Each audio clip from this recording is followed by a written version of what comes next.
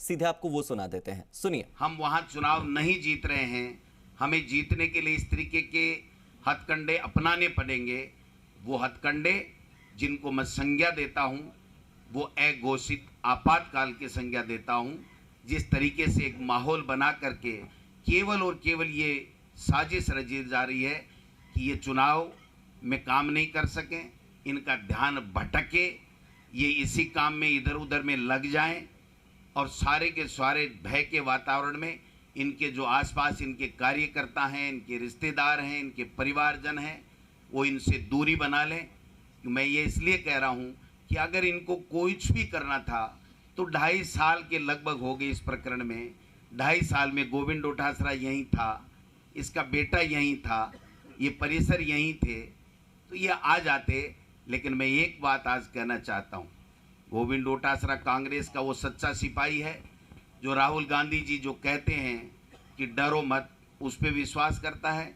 एक किसान का बेटा है, एक अध्यापक का बेटा है, ईमानदारी के साथ में पार्टी के साथ खड़ा है, पार्टी के साथ खड़ा रहूँगा।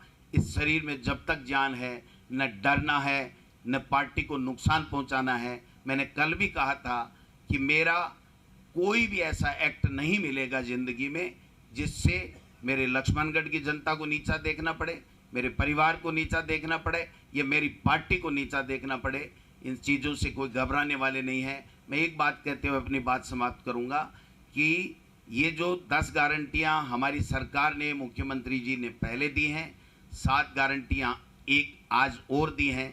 इन 17 गारंटियों को वो एक, हम 17 गारंटी दे रहे हैं, वो एक गारंटी दे रहे हैं कि गोविंद डोटासरा, अशोक गहलोत, अगर कांग्रेस का कोई भी नेता अगर आरएसएस और बीजेपी के खिलाफ बोलेगा, कांग्रेस का प्रचार करेगा, कांग्रेस की योजनाओं का प्रचार प्रसार करके लोगों को राहत देगा, तो हम इनकम टैक्स, ईडी और सीबीआई गारंटी सहित भेज देंगे। ये गारंटी मैं समझता हूँ बीजेपी हमारी 17 गारंटियों के खिलाफ दे रही है। ये अघोषित आपातकाल है, हम इसकी निंदा करते हैं। और एक बात और कहना चाहता हूं, जो मीडिया के कई बंधुओं का सवाल आता है, मैं सुनता रहता हूं, वो ये कहते हैं कि जांच होने में दिक्कत क्या है। मैं स्वागत करूंगा, मैं 2.5 साल से स्वागत कर रहा था कि मैं शिक्षा मंत्री जिस वक्त था, जो भी पेपर लीक हुआ उसके बारे में आप शहर जांच कीजिए। ये मुख्यमंत्री जी बैठे, मैंने इनको 5 बार आग्रह किया था कि आप इसको और तेज कीजिए। मेरी बात के ऊपर उन्होंने पूरा जोर दे करके एसओजी को, डीजी को और तमाम लोगों को किया, और उसी का परिणाम था कि लोग पकड़े भी गए, कानून भी कड़े बने। देश में किसी भी जगह इस तरीके का कड़ा कानून पेपर लीक के खिलाफ नहीं है, जबकि पूरे देश में हर स्टेट में पेपर लीक हो रहे हैं। इनको पेपर लीक से कोई मतलब नहीं है, इनको बच्चों के भविष्य से कोई मतलब नहीं है। इनको जो कांग्रेस का नेता बीजेपी के और आरएसएस के खिलाफ बोलेगा, उसको बिना कोई एविडेंस जेल में डालने के लिए, उसको हैरान परेशान करने के लिए इनका टास्क फोर्स बना हुआ है। उस टास्क फोर्स का ये दुरुपयोग कर रहे हैं, मैं समझता हूं। इसलिए मैं ये कहना चाहता हूं, न डरेंगे न घबराएंगे। कांग्रेस हमारी माँ है, उसको जिताएंगे, उसका प्रचार प्रसार करेंगे और दोबारा 2023 में कांग्रेस की सरकार बनाएंगे। आजीवन कारावास की सजा जिस कानून में दे दी। और एक बात बताओ मेरे भाइयों, मैं आपसे पूछना चाहता हूं, सब मेरे मित्र हो, 2.5 साल से गोविंद डोटासरा यहीं है, परिवार के लोग यहीं हैं, तो ये आनन फानन में नॉमिनेशन के 4 दिन पहले, 3 दिन पहले क्या कहना चाहते हैं?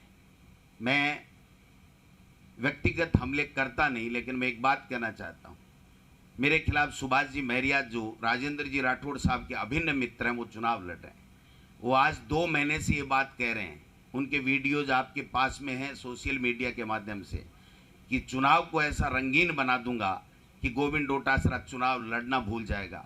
मैं उन सुभाष जी को, राजेंद्र जी राठौड़ साहब को और बीजेपी के नेताओं को कहना चाहता हूं, अगर जेल में भी डाल दो, गोविंद डोटासरा की जनता, कांग्रेस का कार्यकर्ता गोविंद डोटासरा के साथ में है। जेल से भी जीत के आऊँगा, चिंता करने की आवश्यकता नहीं है। इनके मंसूबे कामयाब नहीं होंगे।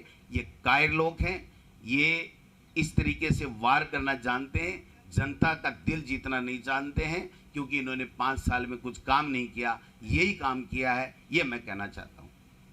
धन्यवाद। आप सबको भोजन के लिए आमंत्रित है। आप सब भोजन करके जाएंगे और वहाँ कैंप्स भी देखेंगे, हमारे जो ये गारंटी कैंप्स। गोविंद सिंह डोटासरा का बयान आपने सुना। ईडी तुरंत बताए कि उन्हें मेरे यहां से क्या मिला है। बीजेपी के नेता अपने आलाकमान के आगे नाक रगड़ते थे।